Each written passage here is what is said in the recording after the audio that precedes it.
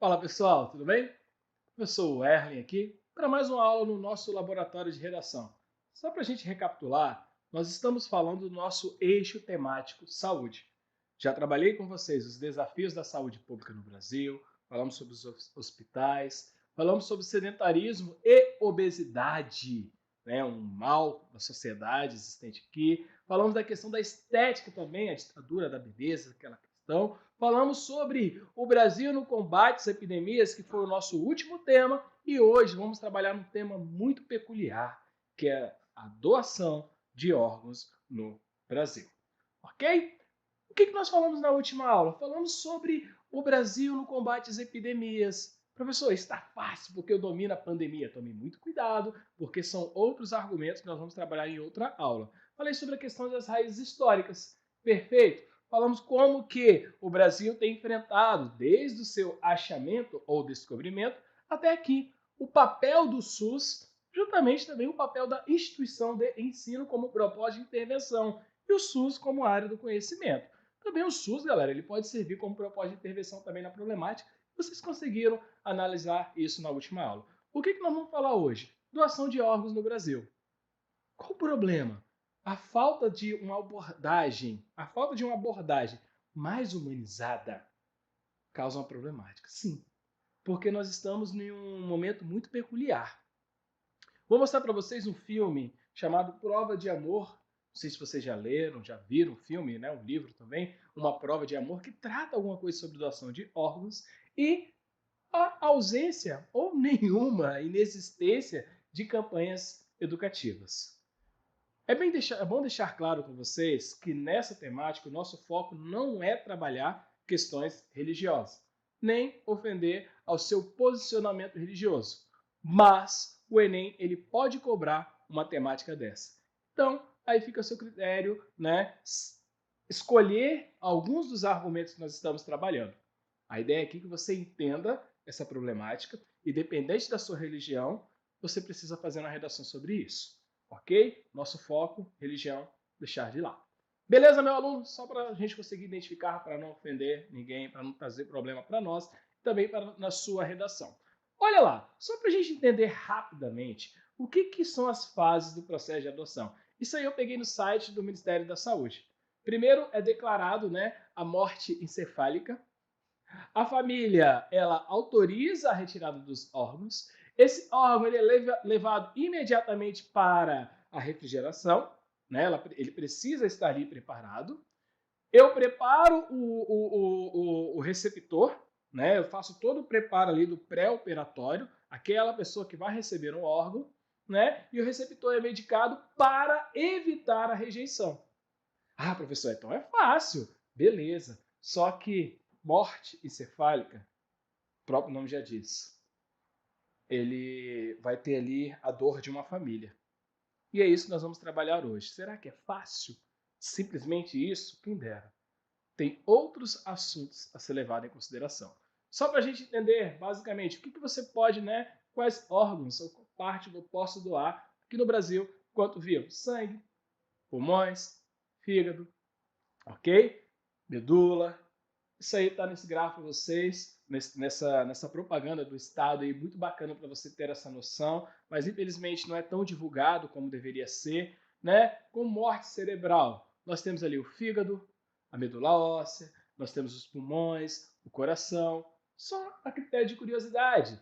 Morte cardíaca, pele, ossos, vasos sanguíneos, córnea. Ah, professor, você não vai explicar detalhe não, porque eu não sou professor de biologia. O professor de biologia deve trabalhar muito isso com vocês. Mas é só para vocês entenderem o que pode ser doado e por qual é a problemática. A nossa questão é que as pessoas não aceitam a doação de órgãos.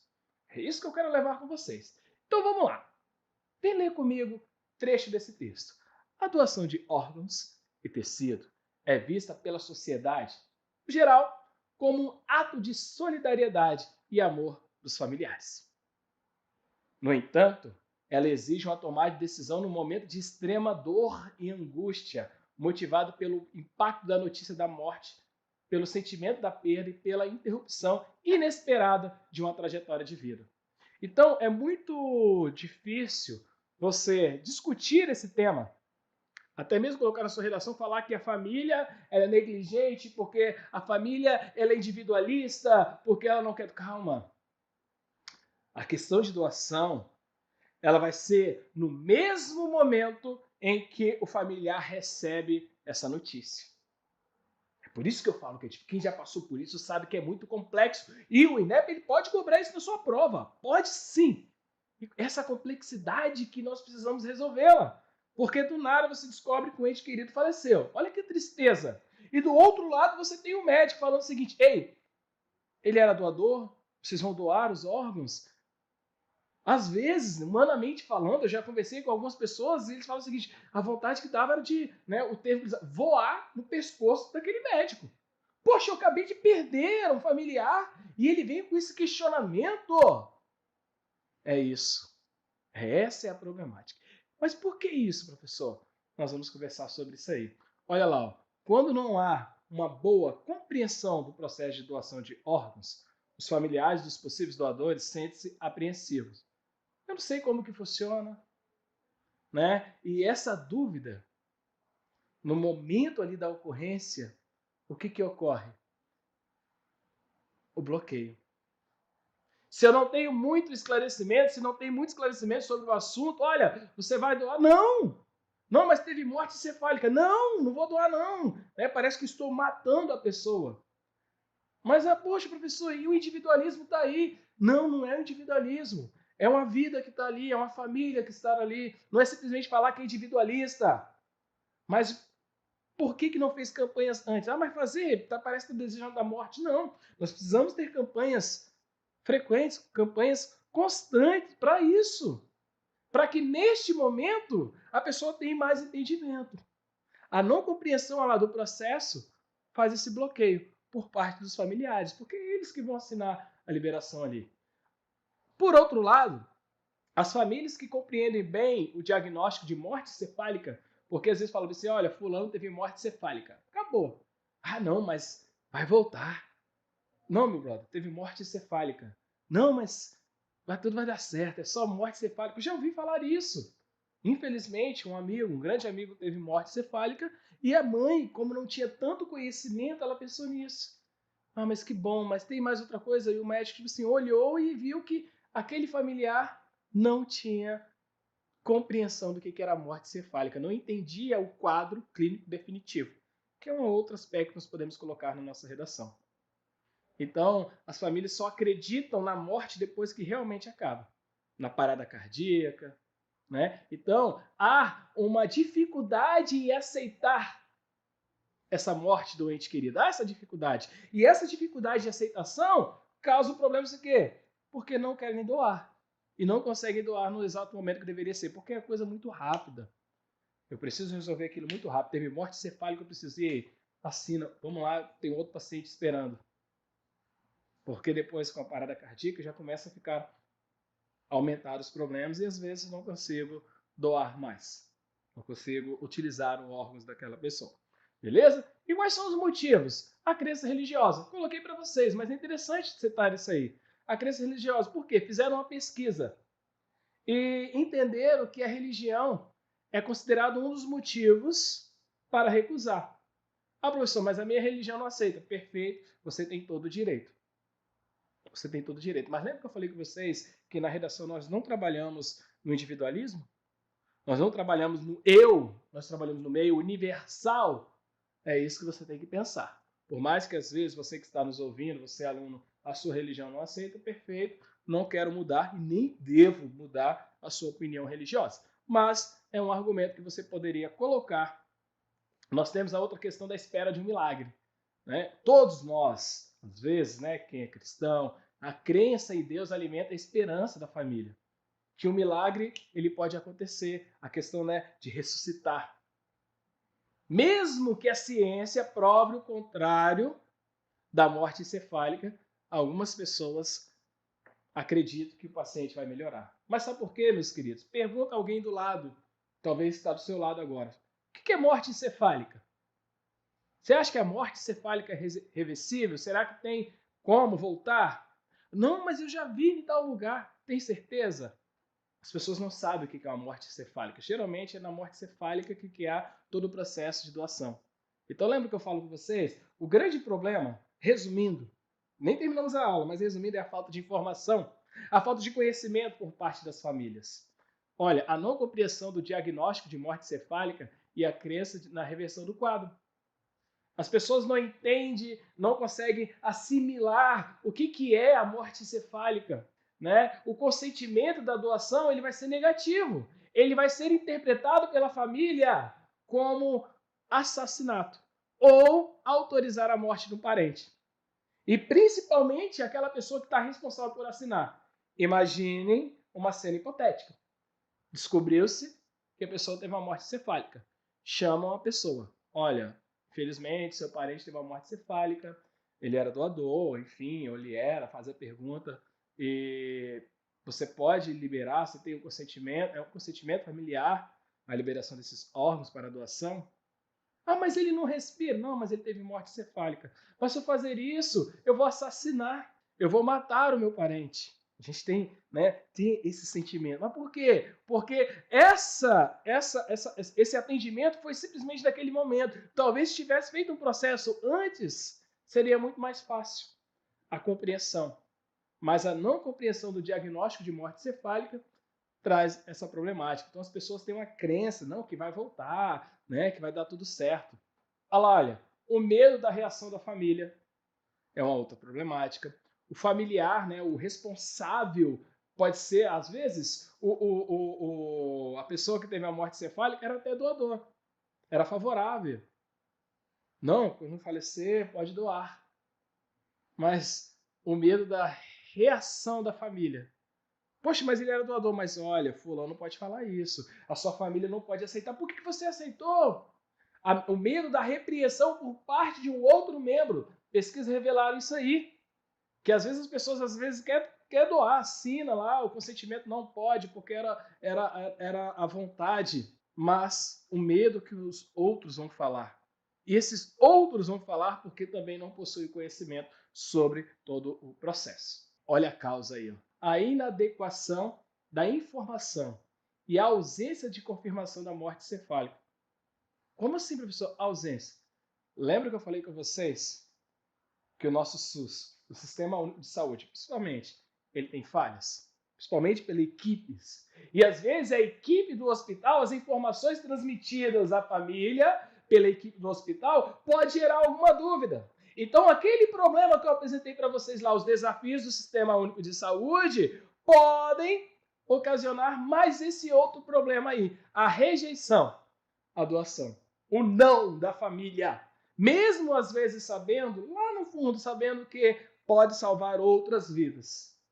Mas disse não. E por isso há essa recusa.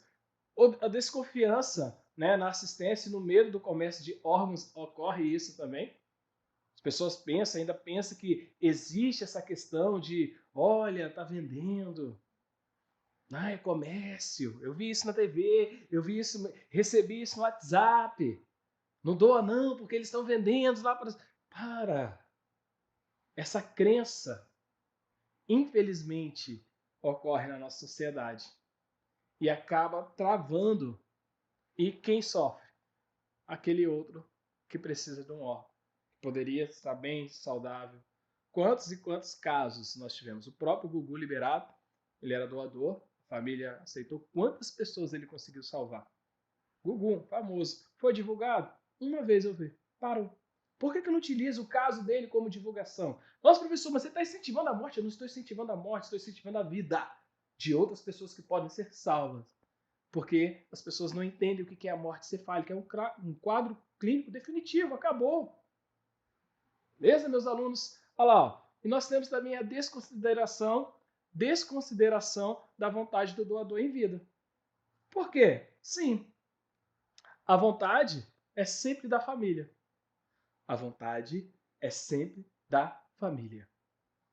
Ah, mas eu sou doador, minha família vai... Sim, sua família assina e acabou. Por isso que é necessário o diálogo. Parece bobeira, mas é necessário o diálogo. Ah, professor, mas se eu falar isso, parece que eu quero morrer. Ou um parente vai morrer. É triste, né? Quando alguém fala isso. Mas, queridos, nós estamos trabalhando uma problemática. Não estou falando que isso vai acontecer na sua vida. Tomara que não aconteça. Na verdade, quando eu trabalho em redação, eu penso assim, tomara que nada que eu estou falando aconteça na realidade. Simplesmente na sua redação. Porque são problemas. E olha o tanto de problema que eu estou passando. Epidemia, né? A questão do bullying, a violência contra os animais, tudo isso nós já trabalhamos aqui. E as pessoas, pela essa falta de informação, pensam, como vai proceder? Será que não é um tráfico de órgãos? Será que eles estão tirando antes da morte? Como é que é? Será que a pessoa não morreu? Será que a pessoa vai sofrer? E como é que vai ficar o cadáver? Será que eu vou conseguir fazer ali a questão do funeral? Ah, essa falta de informação. E você busca, você não acha. E naquele momento eu não posso educar a sociedade para aquele momento. Não é naquele momento da dor, recebeu a notícia, falar sobre isso. Não, eu preciso ter uma educação constante. Falei com vocês as questões religiosas, violação do próprio corpo, ainda são motivos da recusa. A falta também da abordagem mais humanizada. Lembra que eu falei com vocês que há um distanciamento entre a equipe de saúde, a equipe médica da população? Às vezes é nisso. Às vezes o profissional de saúde, infelizmente, ele não está preparado para isso. Às vezes. Tem casos que ele não está preparado, não sabe como trabalhar. E não somente ele, a pessoa que está passando por aquilo, está passando pela dor, não está preparado para ouvir, porque não teve processo. Então, às vezes não é culpa, nós podemos colocar que não é culpa nem da equipe médica e nem do paciente ali, dos familiares, na verdade, né? Mas da falta de campanhas educativas. Porque se já existisse constantemente... Ah, professor, mas poxa, campanhas para isso, gente, salva vidas. Se eu tenho propagandas para alimentos, se eu tenho propagandas para várias coisas, por que eu não vou ter campanhas para isso? Se eu vou salvar milhares e milhares. Falta de infraestrutura também é um problema. Às vezes, aceita doação, mas algumas regiões mais isoladas, lembra que eu falei com vocês, nem todas as regiões têm um sistema único de saúde perfeito. Bom, eu tenho essa questão aí. Ó. Eu tenho o não aproveitamento, principalmente nas cidades isoladas e pobres. O cara libera, mas por falta de medicamento, coisa e tal, não dá para ser de uma forma eficaz como deveria ser todo o processo do transplante. Falta de uma cultura de doação de órgãos e principalmente um debate mais frequente sobre o assunto para quebrar, né, esse tabu nas escolas, nas suas regiões, na sua família. Quase ninguém conversa sobre isso, né? Às vezes as pessoas vão, mas eu não gosto de conversar sobre isso, parece que traz. Minha avó que sempre dizia, não, aí ela batia, fala sobre isso, não. Mas é isso, nós precisamos ter diálogo, nós precisamos conversar sobre esses assuntos. A indiferença da doação de órgãos representa grave obstáculo de saúde pública. Sim. O que é indiferença? Ninguém liga. Ninguém liga por quê? Porque não tem informação. A desinformação inviabiliza a doação de órgãos. E principalmente faltam campanhas para conscientizar o consentimento familiar. Esses três elementos resumem a nossa aula. A indiferença à doação, a desinformação e a falta de campanhas para preparar a família ao consentimento. Com isso, com essas informações, você escreve o seu texto. Não vá pelo caminho, porque é muito difícil, não estou falando que é errado, mas é muito difícil você falar que a família é individualista, não é isso. Mas falar que é preciso ser um trabalho mais humanizado. Como que eu posso usar, professor, como a área do conhecimento, então? Alusão histórica aos costumes da sociedade.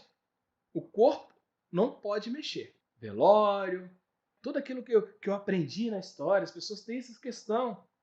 E isso, se não bem tratado, não bem educado, pode ser um grande entrave. Tem um episódio, né, de uma série brasileira chamada Sob Pressão que mostra sobre isso. A questão da doação de órgãos, como que é o processo tão rápido. E às vezes não tem. Nessa série ela vai mostrar que a equipe médica, por vezes, está preparada, mas não tem equipamentos. Ou, às vezes, há a aceitação do familiar, mas a equipe médica, infelizmente, não tem médicos suficientes para isso. Ou tem todo o preparo da infraestrutura, dos médicos, mas a família não aceita. Então a série ela vai trabalhar sobre isso e é muito bacana você pensar, jogar isso no seu texto. Aquilo que é interessante você sempre colocar sobre as leis, voltado às leis, o Michel Temer, o ex-presidente, ele utilizou em 2017, né, ele promoveu algumas mudanças na legislação. foram até bacanas. Porque ó, ele tirou o fim. Antigamente era obrigado que um neurologista para o diagnóstico de morte cefálica. Sim, a pessoa teve morte cefálica, somente o neuro deveria fazer isso. Mas será que todas as regiões brasileiras já vão ter um neuro? Não. Então ele liberou, né, qualquer médico, pediatra, alguém da área médica, tá? Né? Eu, professor Wesley, foi morte cefálica. Filho, não é isso não. Então, basicamente, ele fez uma coisa bacana. Tem gente que acha que é contrário. Não, professor, porque é absurdo. O outro médico ele não está preparado, só o neuro está preparado para isso. Mas se você pensa isso, joga na sua argumentação. Fala, embora nós temos esse decreto ali que ele regulamentou que qualquer médico não há esse preparo. Então, eu preciso capacitar toda a equipe médica. Pediatra, por exemplo, cardiologista, cirurgião. Outra coisa que eu tenho ali é ampliação da licença para os estabelecimentos de transplantes. Às vezes só tinha nos centros. E ele foi lá e falou, não, precisamos colocar em vários lugares. E principalmente, um outro assunto muito bacana, que a Força Aérea Brasileira, ela está articulada à Central Nacional de Transplantes. Porque antes o SUS ele tinha que trabalhar sozinho. A partir desse decreto de 2017, a Força Aérea Brasileira, ela precisa e ela está articulada ao transplante. Às vezes eu preciso de um helicóptero para levar um órgão a outra pessoa que está precisando, e precisa ser bem rápido.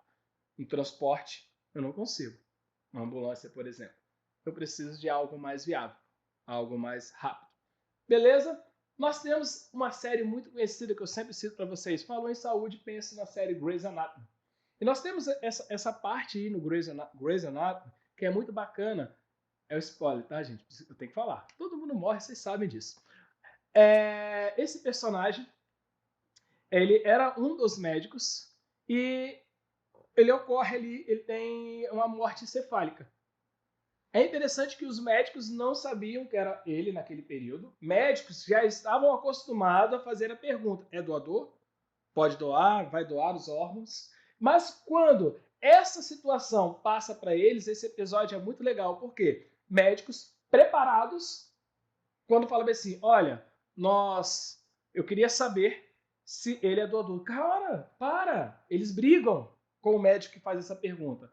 É uma briga, uma discussão entre os médicos. Por que para? É o Omar, é o nosso amigo. Mas o que tem? Ele é uma pessoa qualquer. Nem os próprios médicos, na série, tá, gente? Estavam preparados para encarar uma morte encefálica. Olha que bacana. A falta de informação até mesmo ali. Não estou falando que isso ocorre no Brasil, que os médicos não estão preparados, mas a critério de ilustração. Nós temos um outro caso também dessa doutora, que o marido também, que era um neurocirurgião muito conhecido, mais spoiler para você que está assistindo a série Grey's Anatomy, ele faleceu. Ele teve morte encefálica. E ela imediatamente libera a doação de órgãos, porque ele era doador. Mas toda a família vem sobre essa senhora, a doutora Gray, toda a família vem sobre ela, falando, por que você doou? Por que você não chamou? Por que você não chamou outros médicos? Por que você não fez isso? Você matou... E ela foi sofrendo acusações. Lembra que nós falamos isso no argumento? Esse outro caso também aconteceu no Grey's Anatomy. Não, professor, por quê? É uma série médica, gente. Série médica geralmente vai tratar esses assuntos. Esse paciente ele precisava de um transplante, ele estava na fila e não era um dos primeiros. E essa moça, chamada Isis, também uma médica, ela fez questões indevidas ali. Ela cortou o aparelho para que o quadro dele se agravasse e ele tivesse uma oportunidade à frente dos demais. Professor, isso ocorre? Eu prefiro acreditar que não. Que não há esse processo de corrupção. Nós vamos colocar não. Mas as pessoas podem ter esse medo. De quem é que vai doar? Será que eu estou vendendo? Será que vai vender? Será que realmente é a pessoa que precisa? Talvez, se você jogar isso como critério de ilustração e falar, é preciso mudar, transformar essa mentalidade. Esse filme muito bacana, uma prova de amor triste também, né? Essa menina, ao atingir 11 anos, ela precisa doar um rim para a irmã. E ela entra num processo que ela não aceita, essa doação. Ela decide emancipar, ela pede uma emancipação médica, porque os pais só a tiveram para salvar a irmã mais velha. Há todo um processo ali que eu não vou contar no final, porque esse filme é muito legal. Mas é muito bacana que como que eles vão trabalhar a doação de órgãos. Como que as pessoas vão trabalhar, como que a sociedade trabalha ali. Uma criança se vê como doadora e resolve fazer um bloqueio. Ela tinha os seus motivos, mas ela resolve fazer o bloqueio de não doar. Ok? Obviamente a doação ali era em vida. Show? Então o que eu posso, professor, para resolver esse problema? Você falou tanto de falta de campanhas, falta de campanhas, falta de campanhas, eu preciso ali resolver exclusivamente com campanhas educativas, frequentes, esclarecedoras, eficientes, nas escolas, na grande mídia, com toda a participação da sociedade, principalmente com figuras públicas. Para o quê? Para mudar o pensamento da sociedade e incentivar a aceitação das famílias. Uma criação de lei você pode colocar, é muito difícil, mas que estabeleça que ainda em vida, como regra, o desejo do sujeito em ser doador, independente da família. Porque às vezes você pode ir lá, assinar, olha, eu sou doador e acabou, independente da minha família. É difícil? Mas você pode colocar, pode propor a criação desta lei. Melhoria, obviamente, da infraestrutura, da pública. Nós falamos do SUS, precisa acontecer isso aí, principalmente nas regiões mais afastadas, para melhorar a logística da doação e a formação mais humanizada dos profissionais, para que eles tenham consciência que a família está passando por uma dor. E essa abordagem ela precisa melhorar. Só para lembrar para vocês, esse tema ele encaixa também na questão de doação de sangue no Brasil. Se cair alguma coisa, você pode utilizar alguns argumentos. É só critério de curiosidade para vocês. Beleza, meus alunos? Nós falamos nessa aula sobre doação de órgãos. Conseguiram compreender por que falta de uma abordagem mais humanizada? O que é aquilo ali? A falta de uma abordagem mais humanizada por parte dos profissionais. O filme é uma prova de amor, como que uma criança ela entra na justiça para ter direito ao seu órgão e não doar. Como que as pessoas podem, como você pode jogar isso na sua redação? E principalmente o resumo da nossa aula é que hoje o grande problema é a desinformação. É por isso que eu preciso criar campanhas educativas mais frequentes.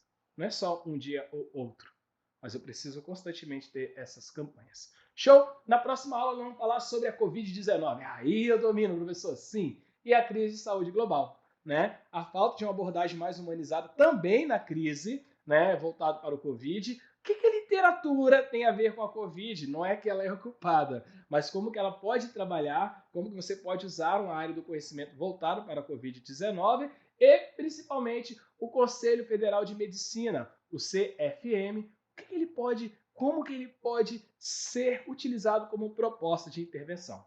Ok, meu aluno? Agradeço a participação em mais essa aula e espero vocês na próxima aula. Valeu!